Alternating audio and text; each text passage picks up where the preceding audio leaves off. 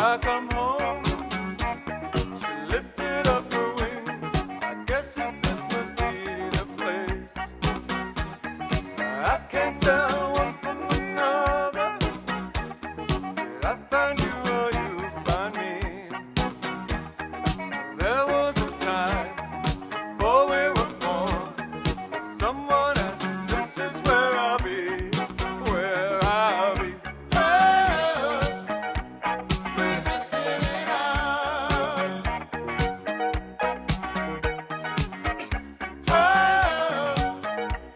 Singing to my love.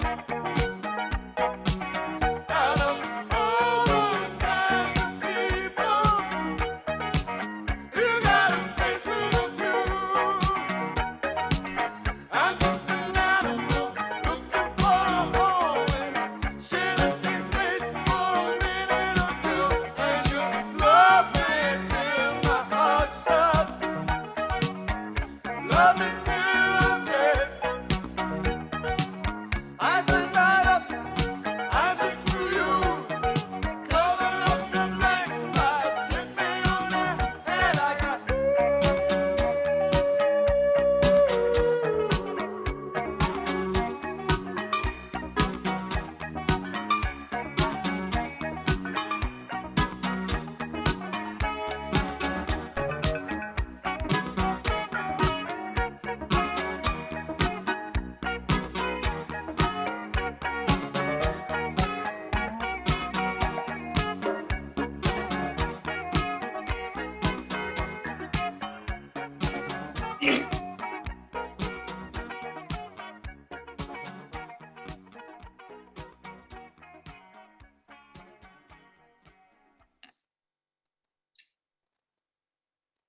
Good morning, everyone. Welcome to our fourth Hot Topic webinar of the year. This is a really important topic that is near and dear to, I think, all of our hearts. My name's Deborah Sanderson. I'm on the Casita Board of Directors, and I've been advocating for ADUs since the late 80s, as a matter of fact. So they have a lot of positive impacts for people and for neighborhoods. So that's why I'm on board. So we've done one garage conversion hot topic webinar and one on multifamily ADUs, and then one on unpermitted ADUs. We have guidelines that are prepared for those or will be. So we really try to have the webinar and follow up with guidelines so people can think about things more later on when they have the time. So none of this would be possible without our major sponsors. We have Meta and Wells Fargo are our larger sponsors, plus quite a few others. You see their logos there. And these are not just companies who help us out. These are companies who share our values about ADUs and about small homes. So we appreciate very much their support. Plus our promotional partners who help us by getting our events promoted and spreading the word. And so for today, I'd like a special shout out for AARP. They've sponsored today's webinar. They have a lot of resources to help homeowners and have been very supportive of ADUs for many years. So we appreciate their support today and their efforts over the years. So before we start, we have a few short announcements. Just wanted to highlight some resources and upcoming events that might interest you. First, if you're interested in browsing ADU designs, check out our ADU gallery. It has pictures and information about projects that have been completed by our Casita Coalition members. It's quite interesting and quite diverse. Second, also on our website, just released our guidelines on ADUs and multifamily projects. So that will add to our full collection of other guidelines from other webinars. And third, we have homeowner fairs. We just finished one in Oakland that was a great success, and we'll be hosting them later during the year. So stay tuned for that. So without further delay, I'd like you to welcome today's introductory speaker. This is Commissioner Pedro Nava, Chair of the Little Hoover Commission. Pedro is a former assembly member and a coastal commissioner. He chairs the Little Hoover Commission, which is an independent agency that works to find ways to make state government work better. They recently released a report with 7 recommendations to help make more affordable housing and to end that crisis. So he's going to go through that a little bit, and then we're going to get to the full webinar on discussing problems and solutions for aging with ADUs. So thank you for joining us, and welcome, Commissioner Nava.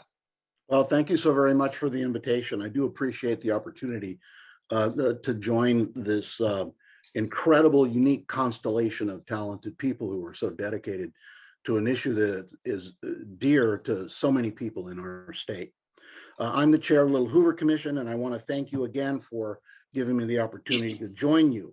I want to thank the Casita Coalition for your contributions to our work as well.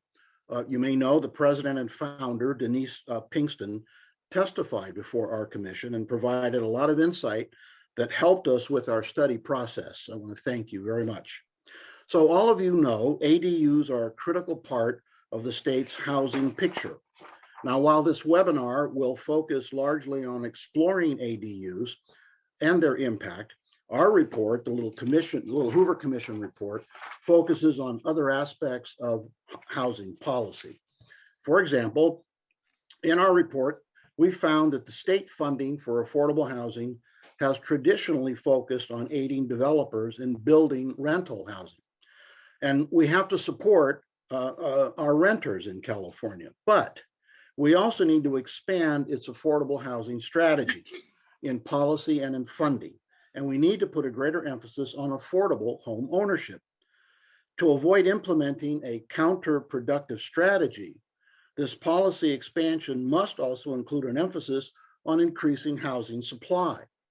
California must consolidate its housing functions. Under our current system, the state's housing departments are spread across 4 different agencies and divided under the purviews of the governor and the state treasurer. That tells you, and you can already sense, that kind of organization is inefficient. We need to consolidate housing functions either through reorganization or formalizing a strategic working relationship. That would help the state improve operations, and it would help us craft a better affordable housing strategy. Now, the governor should also jumpstart affordable housing production by treating our housing shortage with the same urgency that we've seen in dealing with the state's wildfire crisis. This means that we ought to create a targeted working groups charged with tackling logistical and policy challenges within a set period of time. We should require the stakeholders to identify areas in which affordable housing is needed the most. And we also have to build in CEQA flexibility to expedite projects.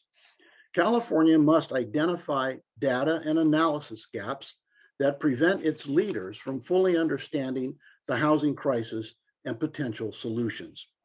To improve our ability to collect and analyze data, California should update some of its antiquated housing-related technology. The state should fill these gaps and transparently use that information to guide policy making.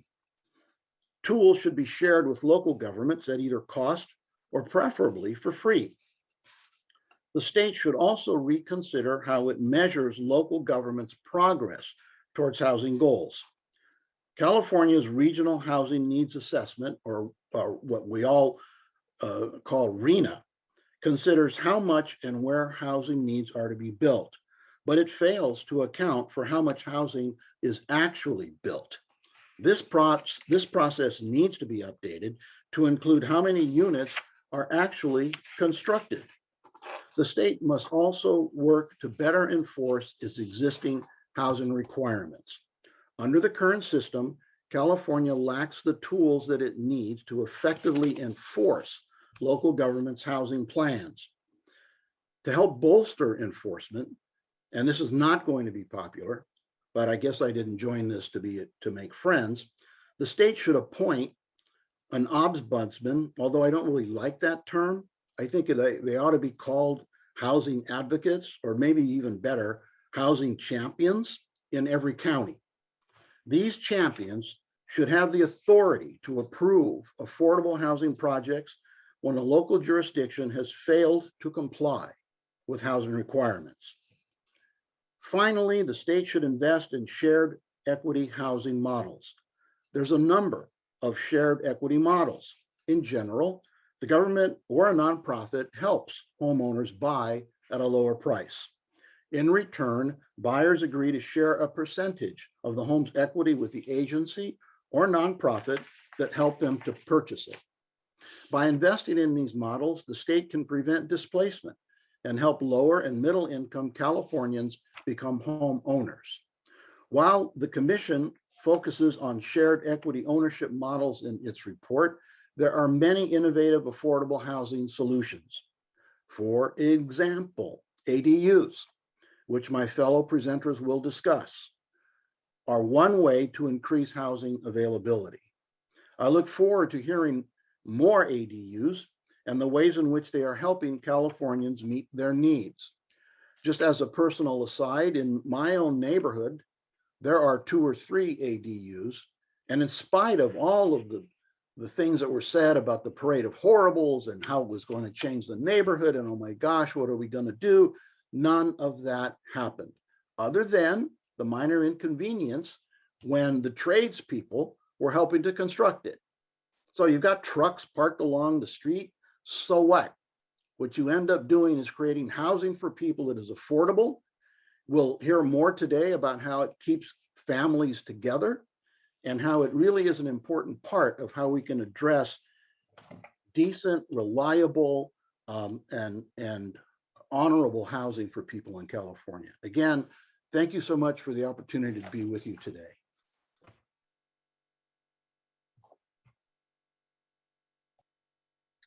You're muted. There you go. Thank you, Commissioner Nava, for that overview and for your support for small housing and ADUs.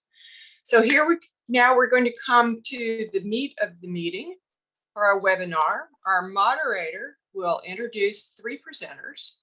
Then we'll open it up for questions. You may submit questions for the presenters and panelists using the Q&A button. Please, not the chat button, please, the Q&A button. So with that, I'd like to introduce our moderator. Her name is Ann Wyatt. She's a Casita Coalition board member. She's also executive director of Smart Share Housing Solutions in San Luis Obispo. Ann's a housing policy planner who writes frequently for Planning Magazine. So Ann, over to you. Take it away. Thank you, Deborah. It's a pleasure to be here with you all today. This morning, we will hear from 4 presenters who have worked with ADUs as a housing solution for seniors. First of all, presenter Lilianne Choney is Executive Director of Revisions Resources, a nonprofit agency serving seniors and promoting healthy aging. Lilianne has developed courses for the Design for Human Health Master's Degree program at Boston Architectural College. She was involved in the earliest efforts to promote ADUs in California. So she broke the trail for much of the work that we're doing in the field here today. Our second presenter, Carrie Shores Diller, is principal architect and co-founder of Inspired ADUs. Carrie is also a member of Berkeley's ADU Task Force and works as an educator for Small Homes, Big Impact, an ADU-focused pilot program from the Housing Trust of Silicon Valley. She is currently building her own ADU so her mother can live nearby.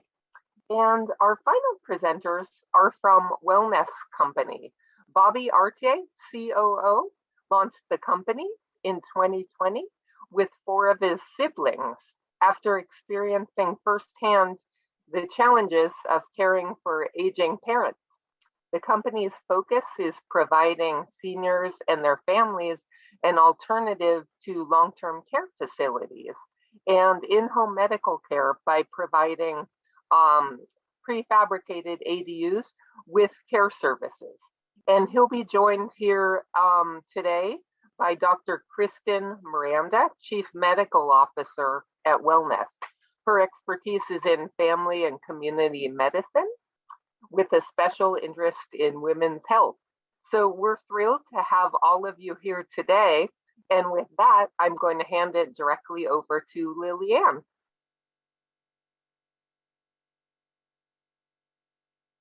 Lillian, over to you. Thanks.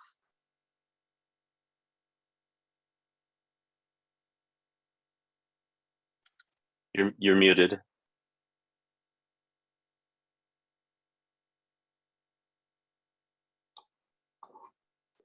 Thank you, Anne, and thank you to the Casita Coalition for inviting me to be here today for this important program. It's wonderful to see so many people participating, and thank you so much for investing your time in being here today. My segment of the program is for homeowners who are thinking about building an ADU. There has never been a better time.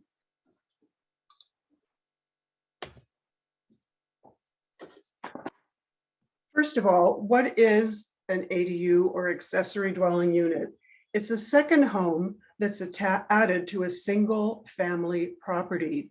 In this photo, it's the small house on the right.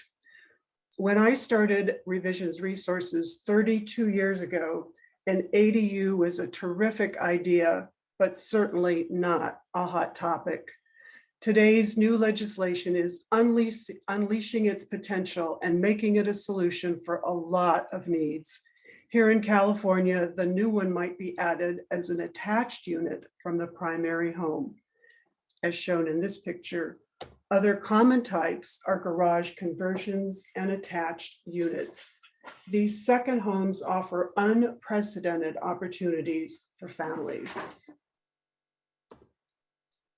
The rental income that can be generated from either home provides a way for first-time homebuyers to get into the housing market. The space and privacy of having two homes is ideal for intergenerational living. And for older adults who are longtime homeowners, the new home can make aging successfully in the communities they love possible. I'm going to focus on solutions for long-time homeowners because they have the greatest housing wealth to realize an ADU and the most critical need. The tsunami of aging boomers needing expensive long-term care is happening. How we use our equity can make a difference in our quality of life, the legacy we pass on to our families, and shape the future of our communities. We're going to look at a family that embraced the opportunity to build an ADU and how it will serve their needs. Gene and his wife Sheila loved their home, its location, and their community. Gene had picked it back in 1977 when he first moved to San Diego as a bachelor. A marathon runner, he wanted to be close to areas with running paths in a quiet neighborhood.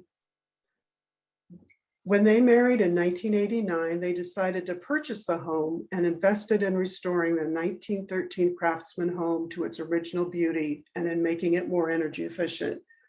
As they approached retirement, they knew they wanted to continue to live in the community. Their neighbors had become friends. Their weekly happy hour with neighbors on the block was launched during the pandemic when they checked in with each other twice daily. When Gene's wife, Sheila, attended my agency's 2017 regional conference on ADUs, she was inspired by hearing Senator Wieckowski talk about new legislation and brought the idea of building an ADU on their property home to her husband.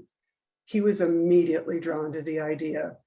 They'd nearly paid off their home and had planned to leave it to their daughter. They had some big goals in mind, and the new laws might make those possible. Their motivations were, first, as they aged, to have a smaller home in which they could, or one of them could live well and stay in their comfortable property. Second, to realize a longtime goal of owning income property. Third, to leave a legacy of property for their daughter. Luckily, they were both healthcare professionals. Jean's a psychotherapist and Sheila's a nurse and acupuncturist. And as longtime caregivers for their parents, they knew a lot about the health challenges they might face in their later years and how expensive it could be for families. They'd help to provide care and pay for it with their siblings. They didn't want to burden their adult child with this responsibility. They knew that a properly designed home could allow them to live independently for a long time, despite normal aging challenges, that is to age in place, and help to keep them healthy. They wanted to incorporate as many of these features as possible to make the new home easy to use, energy efficient, safe, and visitable, so friends and family who might have disabilities could come and visit. They knew that lots of light, good cross ventilation, and spaciousness were important for health and well-being. Some of these features benefit people of every age, like universal design. Others benefit all people as they age, like aging in place design, and others benefit the health needs of the individuals, person-centered design. Sheila and Jean knew that it would be cost-effective to consider these features they wanted at the outset rather than retrofitting them later. Here are some of the challenges they faced. Their 50 by 100 foot lot was perfect for their 1,400 square foot house and yard. A second house would take a lot of lot space and some of their lovely patio area. Their challenges were how to keep the new home size small and still feel spacious, how to keep their privacy, and how to add all the features they wanted and keep their costs down. Thanks to the help of experts and consultants, they achieved their design objectives and wishes.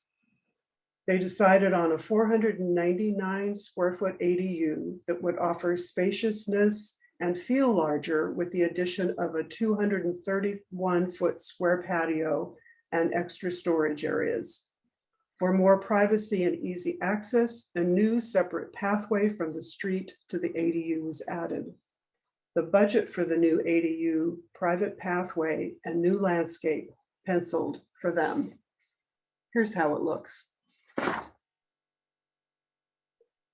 More spaciousness for the small home was added by building up a 15-foot ceiling peak for the living room and the kitchen areas with large windows and cross ventilation.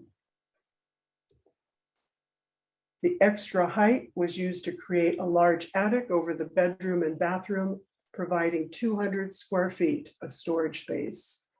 Every room has lots of light and 2 directional cross ventilation, windows being so valuable in the San Diego climate. As we learned during the pandemic, private open space can preserve good mental health. Here's the ADU's private 230 square foot patio. Entertaining family and friends had always been important to Jean and Sheila. A full-size kitchen would help them continue to enjoy this part of their lives. This spacious bathroom offers easy access from the bedroom and safety, convenience, and accessibility features like balance or grab bars in the shower, a handheld shower head, and wide no threshold entry. They had no problem renting out the ADU to a wonderful newcomer to the area who is now part of their community.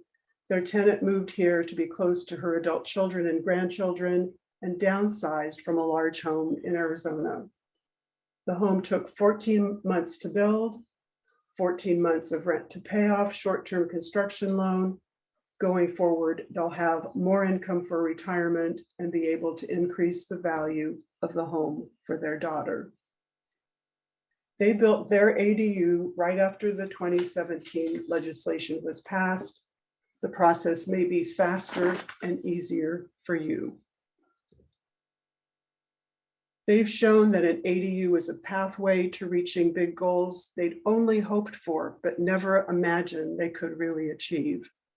They've shared their story with you today to show that it is possible. We hope that it's an inspiration to you too. Lots has changed since Sheila and Jean built their ADU.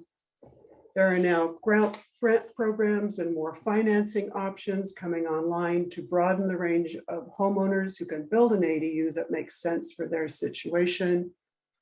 Here are ways to start. You might want to take a screenshot of this page and the next for reference.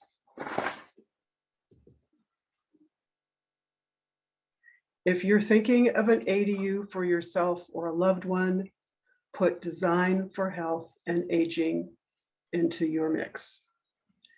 Thank you for being here today. Thank you for your time.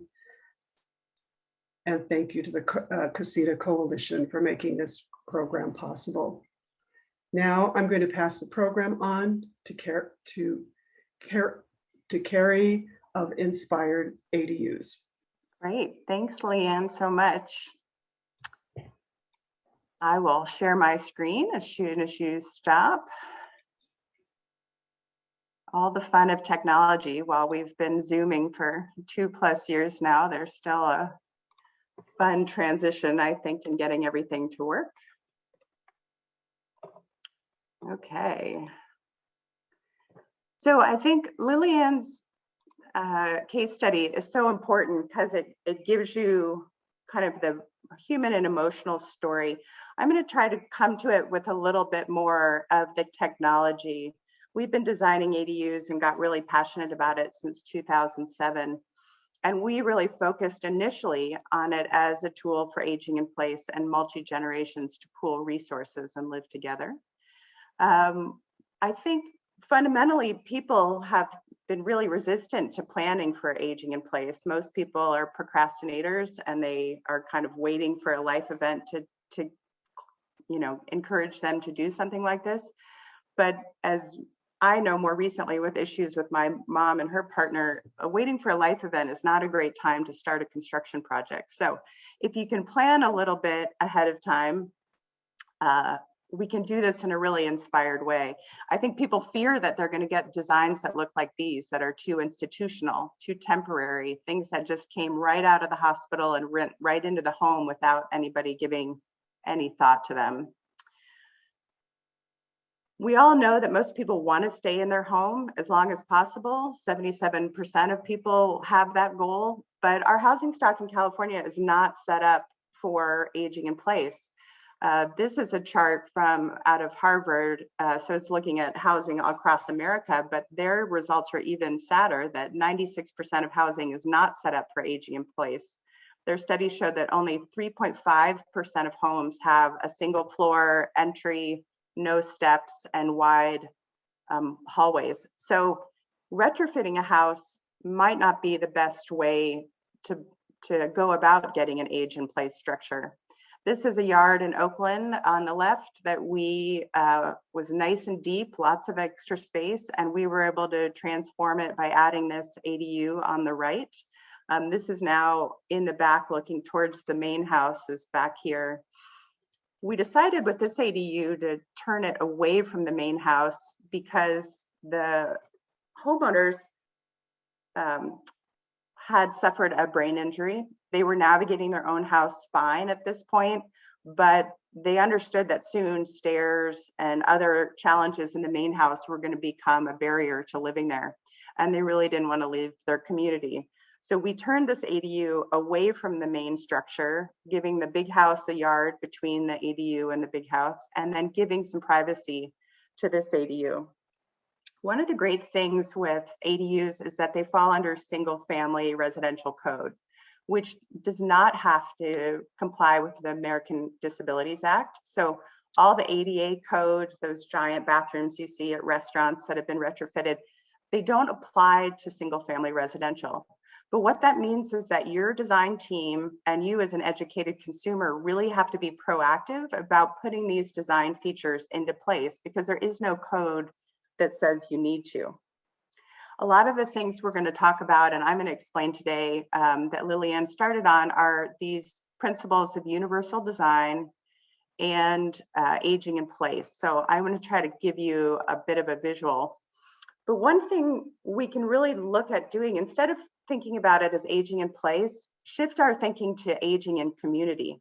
So you're not leaving your neighborhood. We are looking at possibilities of adding detached ADUs.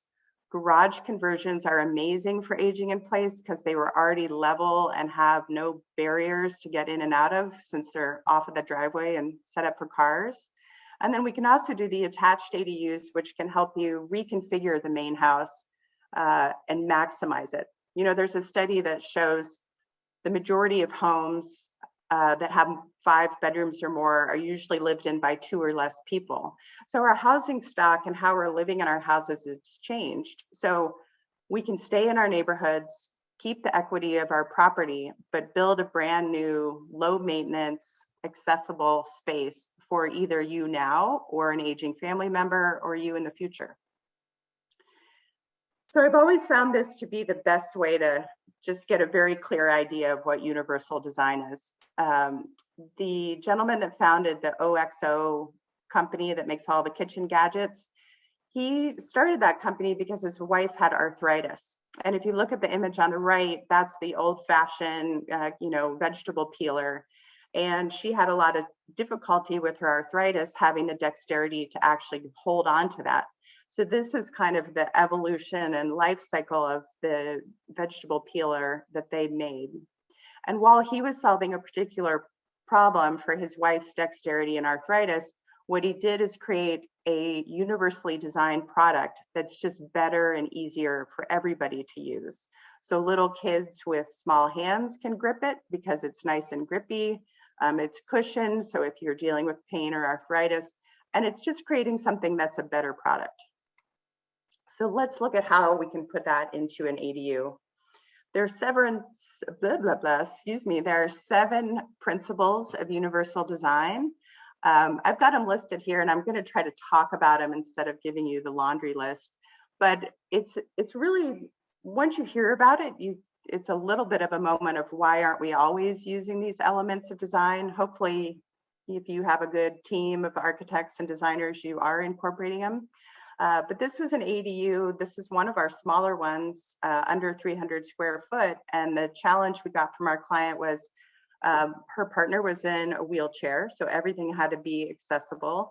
And then she had a frozen shoulder where it was difficult for her to reach things.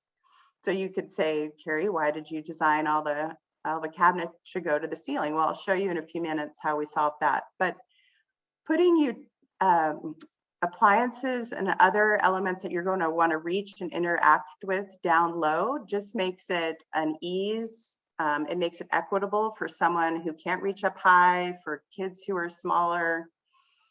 We've also got access where there's size and space to be in front of or under this sink so that you can access things.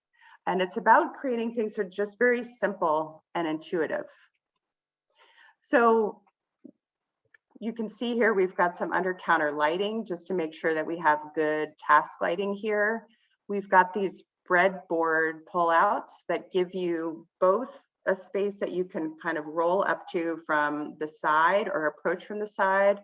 And then it also gives you this opportunity to have different levels. If you look at the folding area in our laundry room here, we have a client, she's a young woman who needs to be in a wheelchair.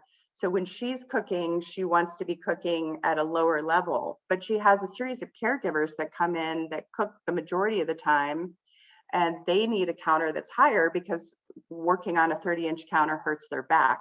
So this is one of the great things with kind of doing person-centric design, where we can actually design these moments in for people and actually solve their particular problems instead of kind of putting an overarching code like the American with Disability Acts, which is very well intentioned, but can kind of go a little far. Also, the thing to think about is that these things don't have to be super expensive. These are breadboards that are pulled out. This is standard featured on, pre-designed cabinetry. So as long as your team is thinking ahead about it, they don't have to be added expenses. Now, speaking of added expenses, this does get a little gadgety, but we were in such a small ADU, we did want to get some storage up higher. So we've got these great pull down shelves, and these are again a good principle of universal design in that they take very little low physical effort to pull this down. So it stays within a reach zone, and it also pulls things down so they can be reached whether you're in a chair or you just have limited mobility. And then as we get into aging in place, so this gets into another layer. So it's a lot about natural light. As our eyes age, our inability to see the surface and know if something's clean, or also kind of understand the difference in plane between the counter and the flooring gets more challenged. So one of the great ways to do that is to do a contrasting countertop to your floor. It's a little hard to see in this view, but this is a white countertop with a warm wooden floor. That helps to break up the plane between so that your eye can see in detail the difference of the two surfaces. Also, natural light. Keeping natural light in is the best way for our eyes to work as they age. LED lighting is the best secondary. Also, when we're planning, we want to do things like avoid glare. That way, you can have accidents or, not be able to see where you're going or what's happening or your task at hand, and that can become problematic. Finally, on this slide, I want to look at accessible entries. So we do have to push a lot of contractors who don't want to do these nice indoor, outdoor elements, but they're worried about waterproofing, they're worried about other elements, but you can do that all with proper planning.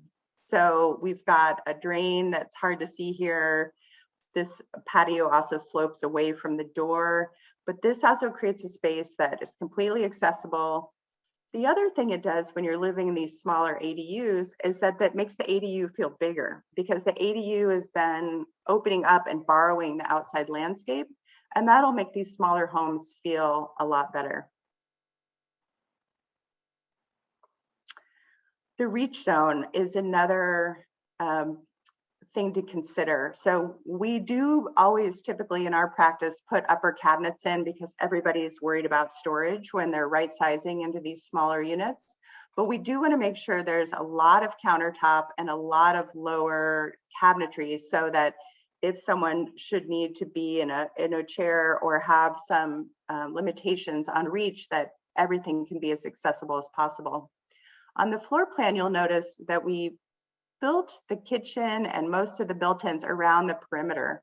This means that the floor plan is really open. It's very accessible so that you can approach the stove and the sink from a side perspective or front on, but gives you just more flexibility. If you get into a kitchen that's got a peninsula or a U shape, then you really get more into a limited flow and limited access. Again, this is a little bit better illustrating the nice white countertops against that richer floor so that we're getting the contrasting surfaces and helping with the depth of field. Also, I think age in place bathrooms can be some of the most beautiful bathrooms that you've ever seen. We have great curbless showers. So in this one, you can see 2 linear drains. Again, this doesn't have to add a lot of extra cost. Simply when you're pouring your foundation, you get a 2-inch piece of foam, you set that down in your formworks before they pour the concrete, you put that in the area where the shower is going to go. Once the concrete's poured, you pop that out, and then your tile setter can build up a nice waterproof enclosure and get you that curbless entry. So again, it's really about being proactive, about planning ahead, and really thinking through these details so that you can do them ahead of time in a really more affordable way. Again, we're trying to get in natural light, but because it's a bathroom, we've kept the window up high for privacy from the main home. We've got elements like the shower head that can be adjusted on a slide bar and moved down low. And then the grab bars are part of the whole suite. I've literally heard adult clients whose parents are worried about, adding these tacky grab bars to their houses say, "Oh, don't worry, Mom, when you're gone, I'll take them off," which certainly does encourage people to use them. But great way to plan ahead, just makes the spaces feel bigger. The designs are just creating spaces that are better for everyone. If you're washing a dog, if you're trying to get you know, a caregiver and a homeowner in the shower at the same time, just lots of flexibility. So I will just wrap up where I've been trying to get people to design for their parents for since 2007, and I am excited to be putting my money where my mouth is and designing an ADU for my mom and her partner. And I think these ADUs are just an incredible way to add housing. And because we're building from scratch, we have the opportunity to make it accessible and inclusive housing. And so I will end on that and send it over to Wellnest.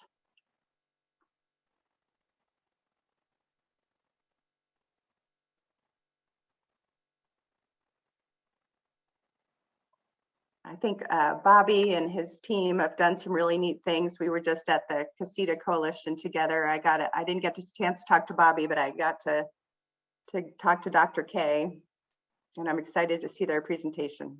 I appreciate that, Carrie, for the intro. Thank you, Casita, for having us. My name is Bobby. I am the Chief Operating Officer of the Wellness Company, and with me today is our Chief Medical Officer, Kristen Miranda. And here at the Wellness Company, our mission is to help save lives and maintain the dignity and independence of our beloved seniors.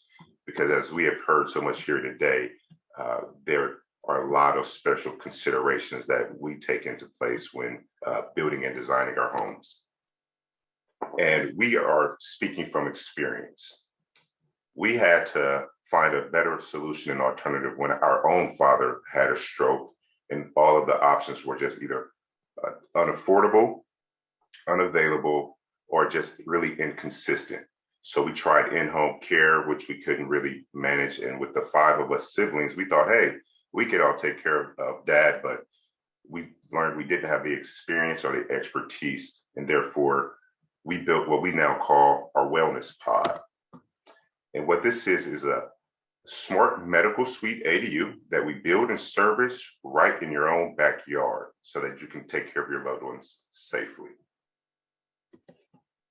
And we have built this around our 5 core values. 1, our process. We can take care of everything from design to build, and we even offer in-house financing for those of you that have had a hard time finding solutions.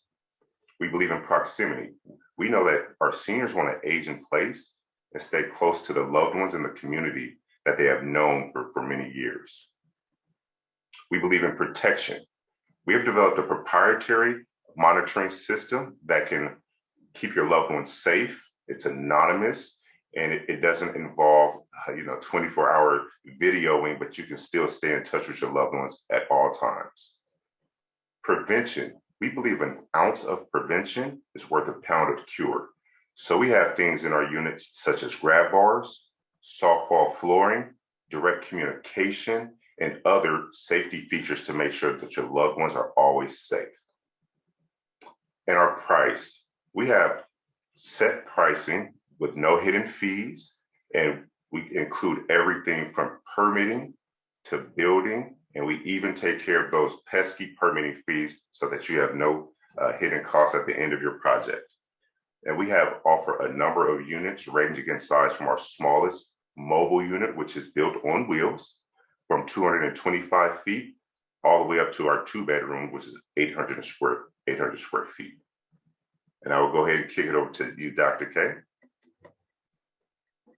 Thanks, Bobby. Hi, everybody. Thank you for having me. I am our Chief Medical Officer here at Wellness, and I oversee our care offerings and our technology services. So I think some of the points that we talk about in this presentation have already been addressed already, thinking about our aging population. I think Lillian summed it up really eloquently when she said we have a tsunami of people aging that we are not prepared for. We are really about to have a public health crisis here. We're so lucky that medical care, infrastructure, all of these things have allowed people to live longer, but we do not have a system to support people. And we're realizing that the system that we have in place, it really isn't the system that people want. Okay, can go to the next slide. So what we have heard talking with our clients and in focus groups that we've done is that there's some key themes that have been addressed here. People really, really want to maintain independence for as long as possible. We want to age in place. We want to age in our communities. We're really worried about being a burden to caregivers and family members. And there's a lot of concern around financial fees. Everybody, even the people who are have abundant resources and have planned well, the options that are out there in terms of nursing homes, assisted living, home health, they are really outside of the scope for most people financially, and many of them feel very institutionalized and less than ideal. Okay, so what we have created here at Wellness is sort of a marriage of all the things that we've been talking about up to this point. We've created ADUs that are very thoughtful and intentional in being a place for people to age in place, and also add on, if needed over time, ability to do higher levels of medical care in that same area. We're really a one-stop shop. You come to us, we will help you with the permitting, the process, the ADU itself, and also putting together a care package that works for you and changes with you and your family over time. And so the idea here is that it's easy, it's high quality, it's accessible, and you don't have to worry about it. Because unfortunately, as Carrie mentioned, and as Bobby's family's experience shows, we don't have a lot of people who are planning in advance. And when something happens and you have a loved one who you need to take care of right away, and you don't have the space and you don't have grab bars in the bathroom and wheelchair accessibility and all of those things, trying to do that and convert quickly is a huge challenge, while you're also mourning the challenge of a loss of either your own independence or taking over a new role as a caregiver for a loved one. We take all of that headache out of this so that you can focus on your family, and we do the rest. Okay. Everything that we have here is built on the 5 Ps that Bobby talked about. And I think Carrie really illustrated beautifully in the conversation around aging in place. What are we thinking about? We're thinking about construction that really is addressing the needs of seniors over time. We know that unplanned hospitalizations are a huge burden and are one of the things that can take somebody who was previously independent and turn them into needing higher levels of care. So a lot of the features of the pod are things that are meant to prevent either an injury or a worsening of a medical condition, or are able to help us track, monitor, and intervene quicker. We have softball floors that would prevent for example, a broken hip if someone were to fall, which is a big cause of hospitalization and illness for people. We have technology that is non-invasive. I think that we, when people hear technology, we think Big Brother is watching us. We don't like that. We're very, feel uncomfortable with that. What we have is really non-invasive technology that can help look at patterns and data around our clients and recognize and intervene on things before they may become an issue. For example, if we know that dad usually gets up at a certain time of day and goes to bed at night and has been staying in bed longer, we can go check and see maybe he's not feeling well, maybe he's depressed, whatever it may be. More frequent bathroom use could be a sign of an early UTI. Opening up your Medi-Set more often than normal or not as often as you should could help us know if we're managing chronic conditions that, if not well taken care of, could land up in an unplanned hospitalization or medical visit. So a lot of the features in the home are built with this in mind, similar to what Carrie was talking about, also the low level lighting, the LED, the open spaces, all of that. Okay. And then in addition to that, what we think a lot about is sort of full scope, high quality care that's aligned with our values. We take our partnerships in the care side very seriously, and we've been really intentional in our process. What we know is that caregiver burnout is one of the highest risk factors for elder abuse. And so we put plans in place that make it so that our caregivers don't burn out, because they specifically do one task that they are experts at, and that is all we ask them to do. Okay. So when we think about sort of planning for care over time, the other thing that we think about is that a lot of people hopefully are investing in this product before any needs come up and may not need anything in the beginning, but we will partner with family to make up a plan and then periodically check in and adjust as needed. Okay. And we do a lot of sort of both ongoing feedback from our families around what their needs are, as well as internal quality assurance to make sure that our care providers are not only meeting the standards set by regulatory standards, but our own internal quality standards. And we also try as much as possible to pair services with sort of the personality of the family involved. Okay. We'll talk a little bit more about if you are interested in seeing one of our wellness pods, we have an upcoming open house. And if you have questions about sort of getting into a wellness pod, we can talk more about that. But I wanted to sort of just leave it at this for now, open it up for questions, and I can hand it back over to Anne.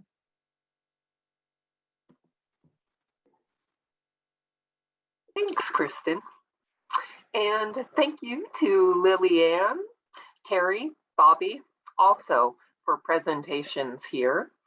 Next up, we're going to get questions to presenters. And to ask a question, again, please do so by clicking on the Q&A on your bottom panel, not the chat button, please.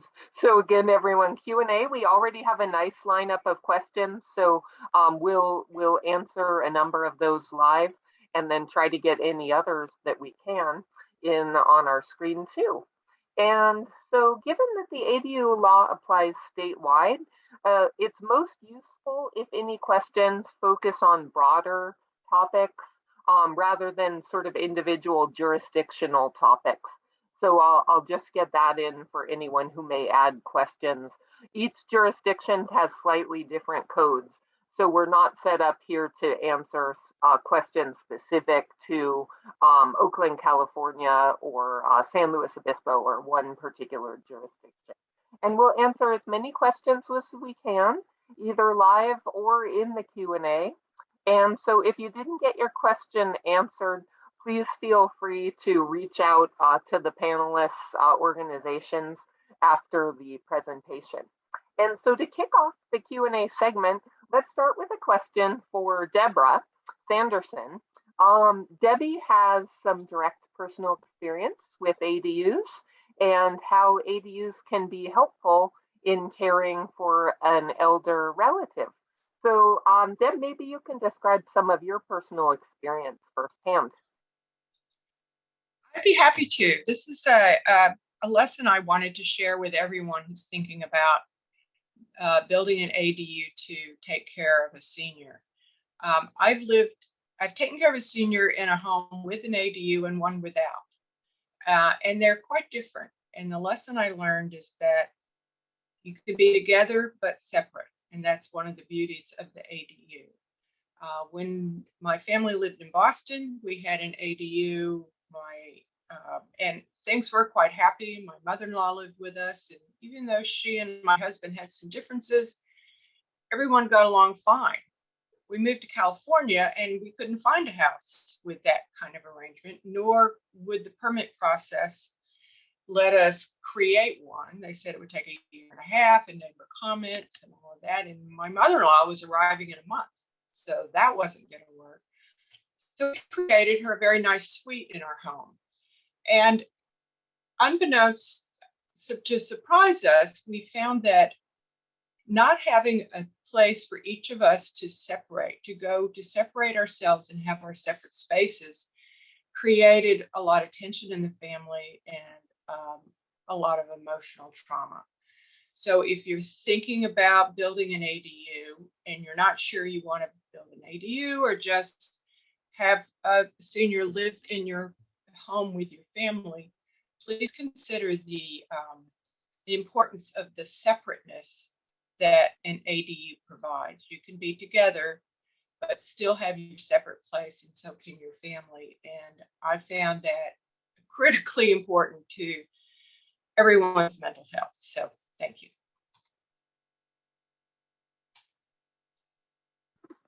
Thanks for that, Deb. I think that importance here that many of us recognize of together, but also having our private spaces to function is a real key element in the ADU kind of process and benefits here that they bring. And so thank you for that. And we keep getting more questions in, so feel free to send them.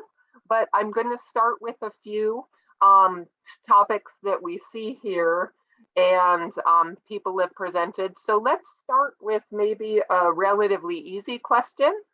We have one about whether homeowners associations are an obstacle to ADU production, knowing a lot of Californians live in homeowners associations.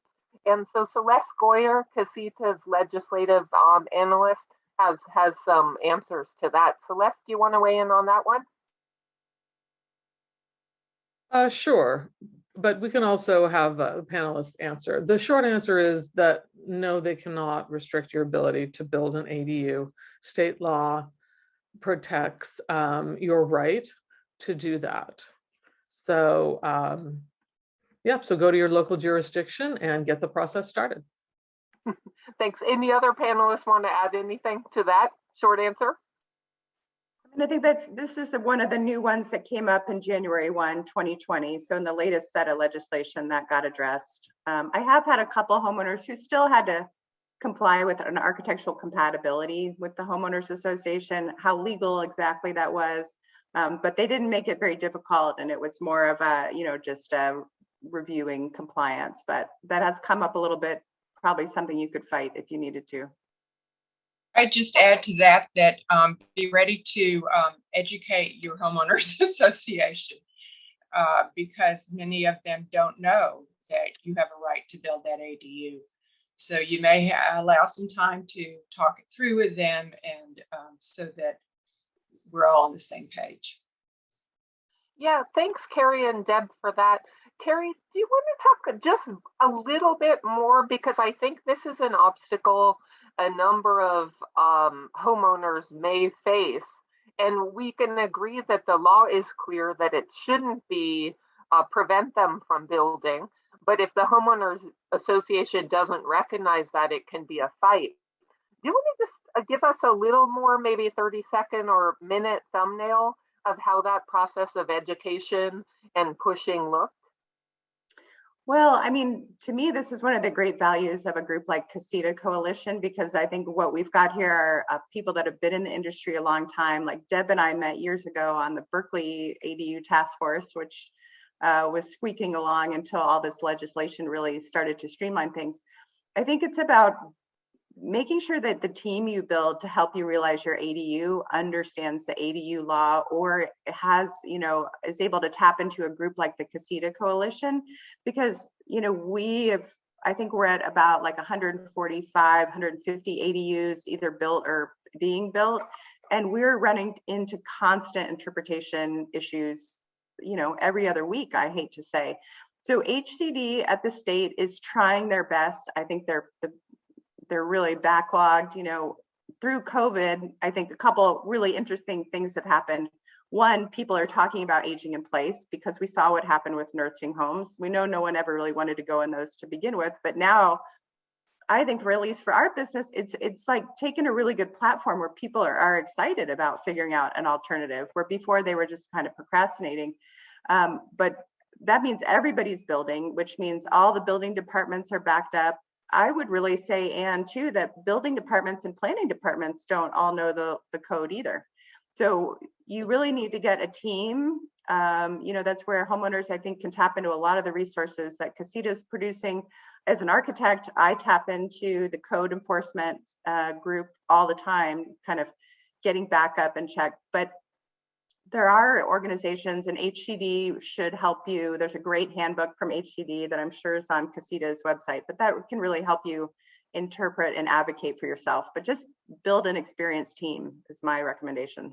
Thanks for that, Carrie. And that segues into one of the other questions that we've seen from visitors here today with us is the question of dealing with neighborhood opposition beyond HOA specific issues.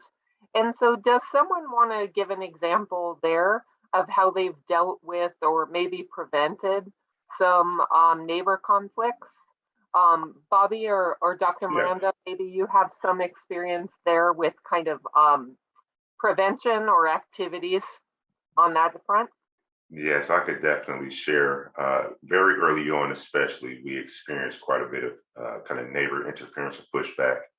And what we had to do was, much like Carrie said, we had to kind of go and educate not only our neighbors, but even some of the folks in the building department of, our state rights.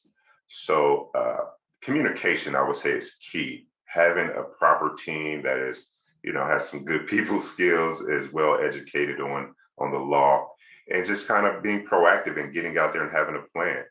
And you're going to get some pushback, you're going to get some questions, but a lot of it just kind of lies in either people not understanding or just really curiosity. So I would say our best defense against that has been great communication and outreach. And this is always tricky because I do think it's good to be a good designer and a respectful, neighbor. But the new state law says there is no planning notification, no scary yellow signs, no design review, no planning commission. So everyone it's a by right that you can build an ADU. So unfortunately, your neighbors don't really get a say. So should you be a good designer and take into account their privacy and windows, and one would hope, but you get the right to do this, and your neighbors don't really get a say. I think that's the perfect last word on that, of noting the challenges of neighborly relations involved and the conflict there. That's important for homeowners listening to consider as part of the process before they go into this. So thanks everyone for that. A question or a variety of questions that we're seeing are regarding prefab units for ADUs. So let's talk a little bit about prefab units. So we've got a variety of questions, whether there are any to begin with, and what models are available, and how a manufacturing home company can build ADUs and be in compliance with the requirements. If various things so building on wheels is a question, a mobile home type construction versus a factory built house, which gets a little arcane maybe for the homeowners, but is an important distinction for some of us putting them in. So does someone want to talk? Let's talk first kind of broad brush about what's available statewide for prefabs or your experience with them. Anybody want to start with that one? Well, I'll just jump in. I mean, I think both Wellnest and our office, Inspired ADUs, has modulars that are focused on seniors. We're just launching our modular units. Her name is Millie, and it comes in a variety of configurations, but we have kept our bathrooms bigger, our hallways wider, making sure to have those elements I talked about, the daylight. And then we often include a ramp that's integrated in, keep in mind manufactured and modular homes have to be shipped with the floor attached, so they sit up higher than you might want. So you need to go to the extra step of figuring out how to add a ramp and get that so you can avoid those steps. And Bobby, I'm sure you've got some good stuff to add on this. Yeah, absolutely, and very much the same. We have a number of units that can be both prefab or stick built, and we do include a skirt and a ramp for our senior units on wheels, and those are third party inspected so that we can kind of adhere to California state codes, and we have all of our sites and factories inspected as well to be sure that we are kind of operating to code. And of course, ours are always senior first, as Carrie mentioned. So we do have the wider bathrooms, and all of that is included. And so we do have both the options of prefab and stick built. Great. And so viewers can look at your individual websites to see what options you have available and know that there are other options available statewide depending on the area that you're joining from. And I see we're almost at noon now. So as I understand it, our presenters and team can stay on a little after noon if since we have a variety of questions. So I understand if some of you may have to get off, we want to respect your time. But Deb, do you want to cut in with anything here in case people have to get off and then we could come back to more questions, or just want to carry on with questions now?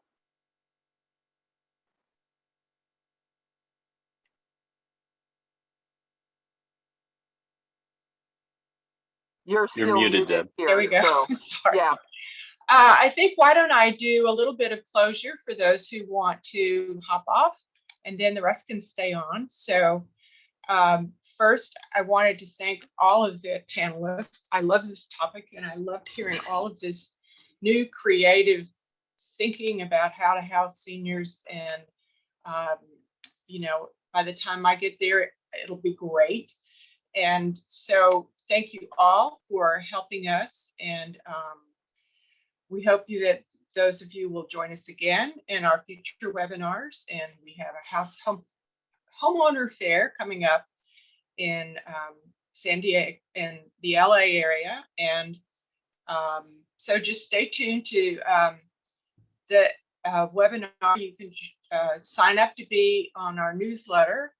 And we are a membership organization, so we encourage you, if you care about ADUs and the continuation of them, it's one thing to get a state law passed that gives us all of this flexibility that we so desperately want, but to keep it in place takes work. So we encourage you to join us to help us continue the progress for ADUs and continue the support for small housing. So I will say goodbye to all of you, and for those who want to stay on and ask more questions, please do so. Thank you. Yeah, thanks for those that want to stay in, because we do have a robust list of questions. So to the degree we can take a little more time and help you answer those, we'd love to do so. And just for people tuning out too, we do want to thank all of our presenters and panelists today. And note that if you missed anything today or would like to revisit this webinar will be available on the Casita Coalition's YouTube channel. And we invite professionals and community-based organizations and homeowners to add to your voice to our collective mission here by becoming a member or donating to Casita. So with that infomercial, let's go on with some more questions that we're getting. One is maximum size for ADUs in California. Someone has asked. Someone want to take that one? Sure. The maximum size varies in each jurisdiction, but it's 1,200 square feet is the largest. Sometimes it will depend on the size of the existing home. So that's something that you really need to check with your local jurisdiction to see.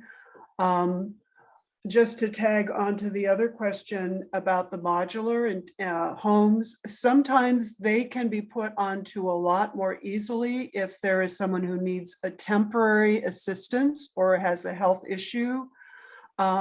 Ages ago, when ADUs weren't mandated, it was a way that people could get mobile units onto their properties without getting a very expensive permit, and they could keep them at least 6 months, sometimes for years. So really encourage people to connect with their local jurisdictions. And as I think all of us talked about earlier, the rules are changing all the time. They're different. So if you knew something from 3 or 4 years ago, please go back and check with your jurisdiction. Staff may not even know. So ask the question several times to make sure you're getting a consistent answer. And if you don't, please, as Carrie mentioned, reach out to HCD in Sacramento.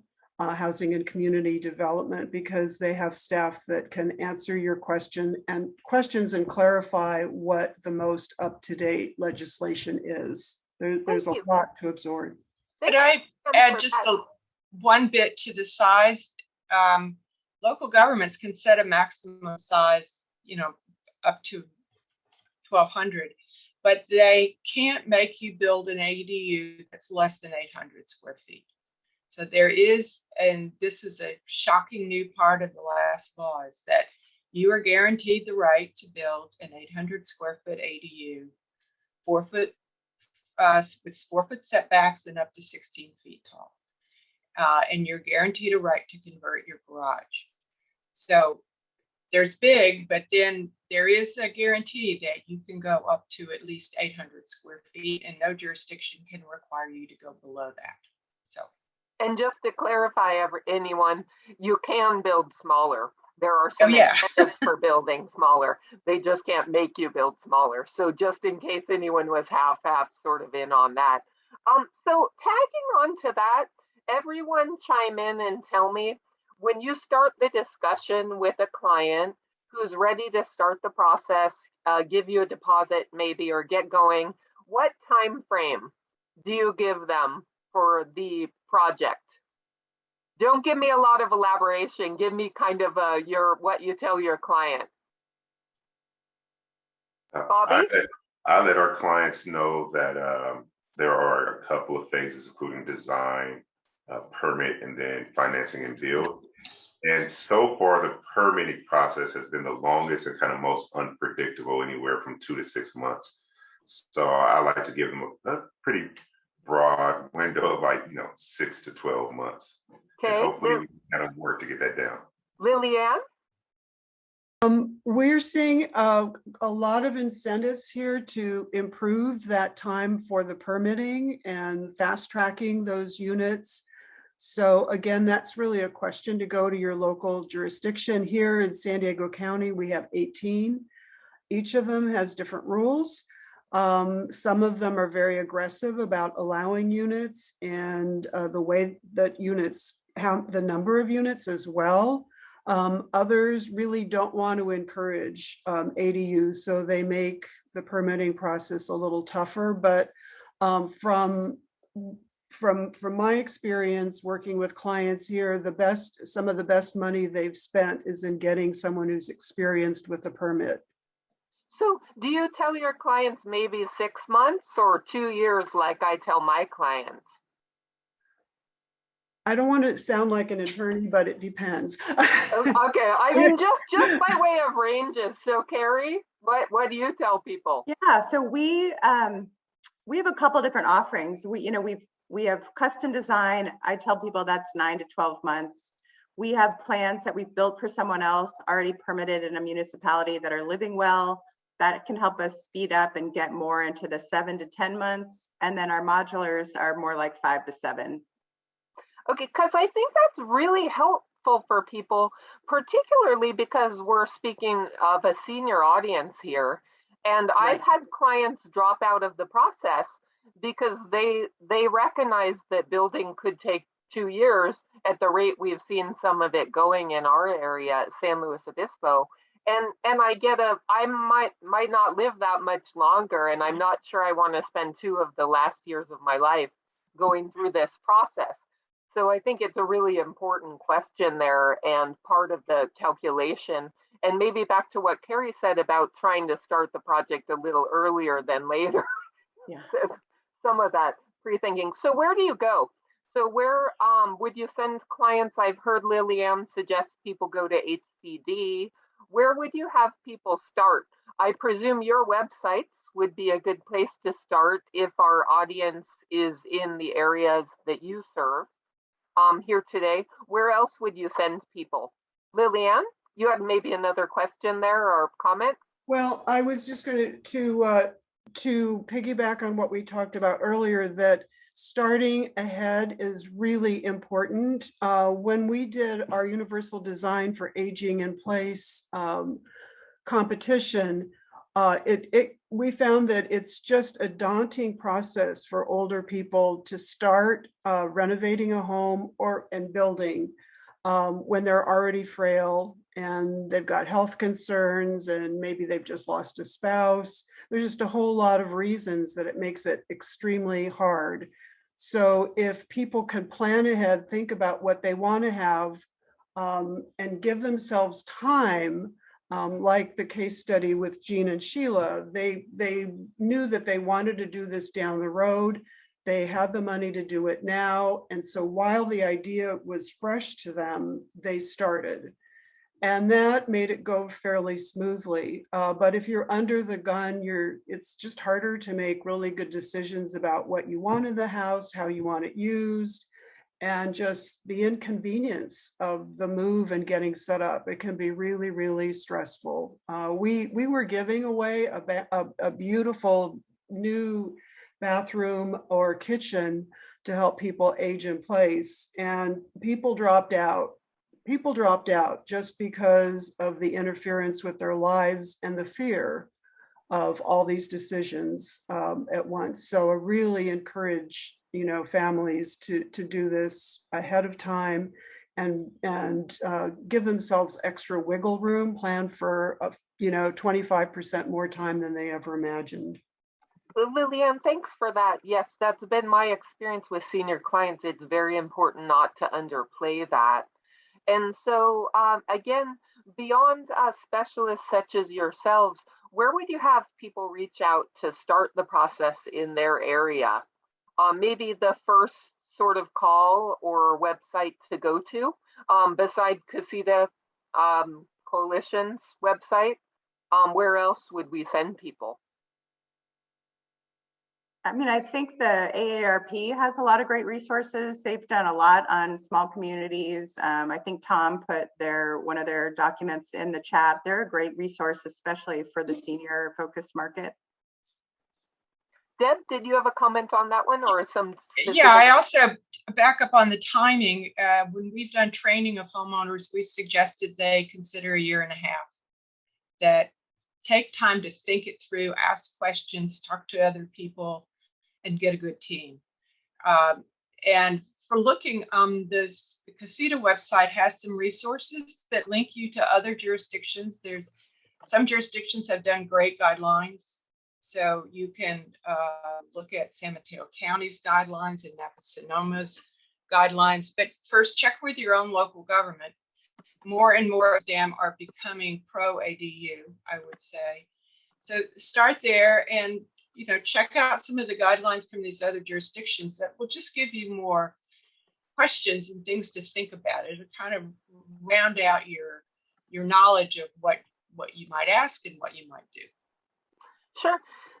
Thanks for that, Deb. And so let's discuss one more thing that we've left alone that's near and dear to my heart. And I know to many of ours, it's our bottom line price. We've sort of been general here. And so along with timeline, I think it's a sort of primary component for people considering this to have a realistic idea of what they may be looking at for cost range going into it. If people have comments on how prefabs end up being more or less expensive, that may tie in. But again, knowing we're not committing to an exact price and there are a lot of variables, what kind of price ranges, say for a smaller size ADU, if you want to do it in square feet or total price, what are you telling clients and seeing with your clients in your areas for price? Well, I'll bite. I mean, there's all these studies. The LA area is typically at least $100,000 per ADU cheaper than the Bay Area. And I wish we could figure out why that is. The only thing I can figure out is labor. So when we're doing a custom design, one of the important things to understand is the first 300 or 400 square feet, that's the most expensive. So sometimes people come to us and go, oh, I want a really small ADU, but then those can be really expensive per square foot because you're putting all of the expensive pieces in a small footprint, which means that everything is super expensive. there's kind of a sweet spot we've seen between like a 600 and 800 square foot ADU. You start to get a little bit more bang for your buck, if you will, and offset some of those expenses with just larger living rooms and larger bedrooms. We are by far not the cheapest solution. I hate to say, we're working on it, but our custom designs are coming in, you know, for like a 650 square foot, they're like $350,000 to $450,000. The modulars can come in lower than that, typically because we're using, you're able to build in a factory in a controlled environment, and then, you know, just control labor and control all the materials and supplies.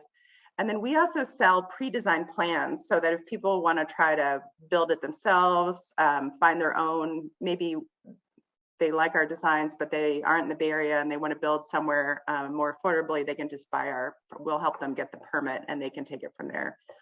Thanks. It's helpful to have that range of options. So what are you telling people roughly ballpark for your prefab option then? Our studio prefab, the modular starts at 150,000, but then you have the site work, and you can't underestimate the site work. I think a lot of people getting in the modular are like, you know, this modular is 199 and then plus, but the plus can be a significant number. Like you're craning, you're setting it, you're putting a foundation, your utilities. The site work can be, you know, 60 to 100 how you get things in there. So that is just, I think it's really important. I'd love to hear what Bobby and Kristen have to say about it too, but we try to, you know, like someone once told me, like, do you want to say a price and I'll laugh, or do you want me to say a price and you'll fall off your chair? Like, which way do you want to start? You know, I mean, and right. I hate to be negative, but this is just what the cost of construction is. And, you know, we're doing everything we can to try to make it more affordable and have some new things coming down the pipe that I think will help. But the reality is, especially with COVID and supply chain and now fuel pricing and, you know, flooring coming out of Russia, who knew that flooring came out of Russia? You know, it's getting more expensive, but, you know, maybe Bobby, do you guys have some input on your pricing? Kristen, yes. Bobby, where are you coming in on that? A lot of the similarities. We find that we get the major price break at about 600 square feet and higher.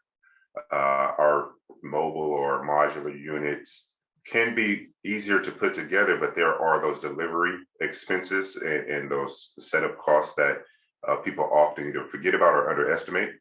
But another thing that we have designed is a kind of hybrid system where we will prefab some of the larger pieces and then deliver those to site, and then we can carry those to the build location to reduce those craning costs and setup costs. And it seems to be a little bit quicker than your traditional stick build, but a little bit slower than your modular build. So we try to reduce costs there. Our studio unit comes in at about $175,000. That is the stick built unit, and that includes all permits, fees, and buildings. Some pre-development costs may vary a little bit. And our 2-bedroom, 600 plus square foot starts at about 240,000. So just kind of general ballpark, and all our pricing, like we said, always includes design, build, permits, and again, offering in-house financing.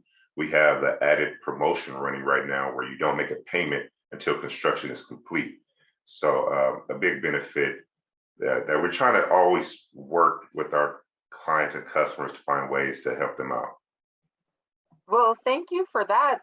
In my experience, these ranges that we're hearing, you're not likely to hear kind of a lower rate for new construction than that range or price you've just put out there. And then we're certainly hearing the numbers Terry has suggested and upwards even from there for different projects. So for everyone listening, that's a very important component, is that price of the unit and the price of the placing.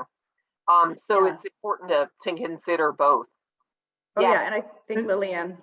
Yeah, I just wanted to add that one of the biggest costs have been for the permit fees. The homeowner's case study that I shared earlier, that home came in at $212,000, and it was stick built. But the reason it was as low as it was is because their fees were only $1,500. So that lot was a very good lot for building on. They could spend the money on redoing the landscaping, private, special access and entry, and still building up. So they did a lot of features because they didn't have to pay a high permit fees. We've seen permit fees as high as $60,000 for a unit. So it's a big caution. Right. So everyone look into that carefully, with your jurisdictions. Reach out to the Casita Coalition for more information. And again, on behalf of the Casita Coalition, it's been a pleasure having you here, Kristen, Terry, Bobby, and Liliane. I'll hand it back to Deb. We appreciate everyone staying on, and we'll look forward to more conversations as we go along. We had a lot more questions than we could take on in this time frame, so it might beg another webinar soon. Deb, back to you. Thank you so much. This was a very interesting webinar. The most questions we've ever gotten. Gives me lots of ideas about maybe other kinds of guidelines we should be producing in the future. So if you have more questions, send them to Casita Coalition send it to our website, and there's a way to link to us there. We'll try to answer them, but if you have ideas for other webinars that you'd like us to sponsor, please let us know. So we're here to help, and we appreciate all of the work done by the panelists and the speakers, and for all of you out there who are interested in continuing the success of small homes. So thank you very much, and hope to see you at our next event. Bye-bye.